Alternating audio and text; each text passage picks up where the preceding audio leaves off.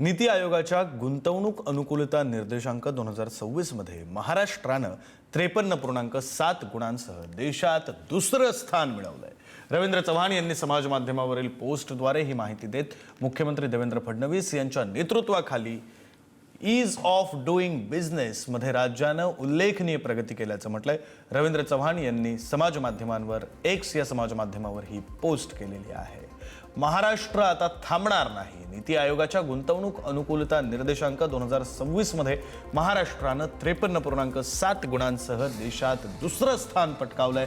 आदरणीय मुख्यमंत्री देवेंद्रजी फडणवीस यांच्या विजनरी नेतृत्वामध्ये महाराष्ट्रात ईज ऑफ डुईंग बिझनेस नव्या उंचीवर पोहोचलं आहे। हे या यशातून अधोरेखित होतं। या ऐतिहासिक यशाची प्रमुख वैशिष्ट्य सुद्धा त्यांनी या एक्स पोस्टमध्ये पुढे लिहिलेली आहे। गुंतवणुकीचा सातत्यपूर्ण ओघ असल्याचं त्यांनी म्हटलं। पीई, व्हेंचर कॅपिटल आणि एफडीआय मध्ये राज्याची विक्रमी भरारी, सुदृढ व्यावसायिक इकोसिस्टीम, उद्योगांसाठी अत्यंत सुदृढ आणि पोषक वातावरण, कोर क्षेत्रांचा डंका, ऑटोमोबाईल्स, केमिकल्स आणि इंजिनिअरिंग मध्ये निर्विवाद वर्चस्व, महाराष्ट्राला प्रगतीची नवी दिशा देणारे आदरणीय देवेंद्रजी यांच्यासह सर्व महाराष्ट्रवासियांचे मनपूर्वक अभिनंदन, अशी एक्स पोस्ट रवींद्र चव्हाण यांनी केलेली आहे आणि अभिनंदन केलेलं आहे।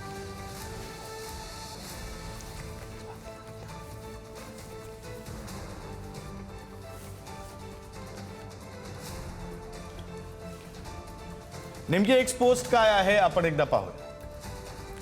नीती आयोगाच्या गुंतवणूक अनुकूलता निर्देशांक 2026 मध्ये महाराष्ट्रानं 53.7 गुणांसह देशात दुसरं स्थान पटकावलंय।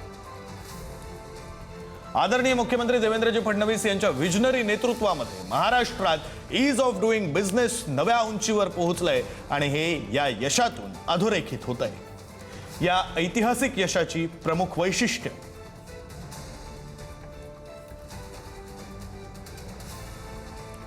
गुंतवणुकीचा सातत्यपूर्ण ओघ, पीई, व्हेंचर कॅपिटल आणि एफडीआय मध्ये राज्याची विक्रमी भरारी,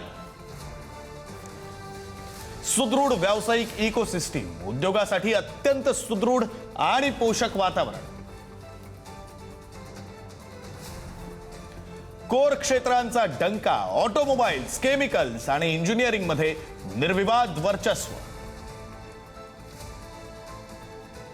महाराष्ट्राला प्रगतीची नवी दिशा देणारे आदरणीय देवेंद्रजी यांच्यासह सर्व महाराष्ट्रवासियांचे मनपूर्वक अभिनंदन, अशी एक्स पोस्ट रवींद्र चव्हाण भाजपचे प्रदेशाध्यक्ष यांनी केलेली आहे आणि सर्व महाराष्ट्रवासियांचं अभिनंदन केलेलं आहे।